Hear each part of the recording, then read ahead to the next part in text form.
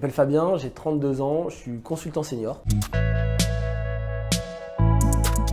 Ça commence à faire pas mal de temps, hein. Je suis arrivé il y a un peu plus de 5 ans maintenant, je suis arrivé en 2016.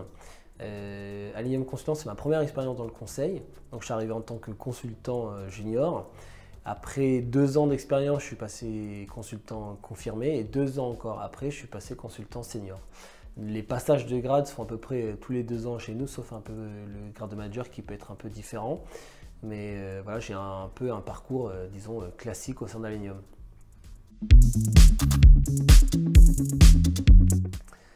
Alors, le travail de consultant, c'est assez varié, mais ça qui fait sa richesse et ce qui le rend sympathique.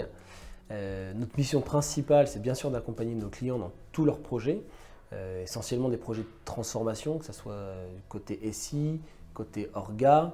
On peut aussi les accompagner dans la digitalisation de leurs processus ou même dans la définition et l'amélioration des processus. Aujourd'hui, pour vous donner un exemple, j'interviens soit en tant que chef de projet sur des missions d'assistance à maîtrise d'ouvrage.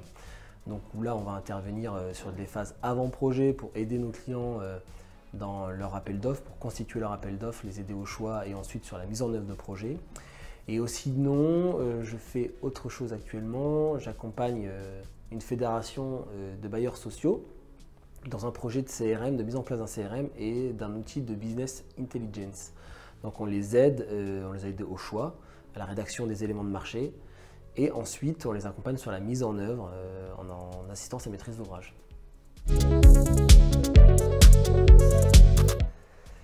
C'est difficile à dire. Il y a 2 missions que je retiens particulièrement pour deux choses différentes. La première, je pense que c'est le registre national des copropriétés qui a vu le jour en 2016, fin 2016. Pourquoi j'en suis fier? Parce que c'est un projet d'envergure nationale et surtout en termes de mise en œuvre, ça a été fait très rapidement et en méthodologie agile, notamment au sein du ministère, ce qui n'était pas courant notamment à ce moment-là. Donc ça, c'est un projet voilà, qui surtout continue à vivre puisque le registre est toujours d'actualité. Il a vu plusieurs évolutions, plusieurs versions. Donc ça, c'est un projet qui en termes de taille et de visibilité qui rend quand même assez fier, surtout pour notre participation. Et ensuite, il y a une deuxième mission, je dirais, alors elle ne m'a pas rendu fier, mais un petit peu quand même, et surtout le contexte et comment elle s'est passée. C'était une mission pour le ministère des Armées, où on a réorganisé la fonction de transport d'engins. C'était intéressant parce que c'était une mission flash qui a été rapide et surtout les résultats ont été très bénéfiques pour le ministère des Armées et ça a été souligné. Donc j'ai bien aimé ce format, travailler avec ces gens-là et être très proche dans l'opérationnel.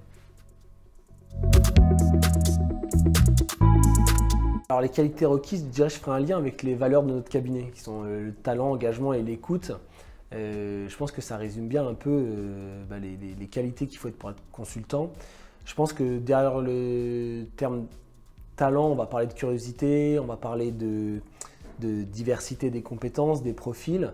Donc je pense que c'est ça qui est apprécié chez un consultant, c'est quelqu'un qui doit être curieux, qui doit sans cesse se mettre à la place de son client pour comprendre ses problématiques et ainsi s'adapter pour trouver les bonnes solutions. L'engagement aussi, parce que alors ça rejoint une valeur, mais en termes d'engagement, c'est découvrir les sujets, se les approprier et surtout essayer d'explorer ça le plus loin possible, toujours dans le souci de se mettre à la place d'eux. Et enfin l'écoute, parce que bien sûr, je pense que c'est comme ça qu'on progresse, c'est comme ça qu'on évolue. C'est l'écoute. Chez Alenium, il y a de l'accompagnement qui se fait à tous les niveaux, que ce soit par les managers, par les consultants, seniors ou autres. Et c'est l'écoute qui permet de nous faire avancer. Et donc je pense que c'est une des qualités qu'il faut pour être chez nous.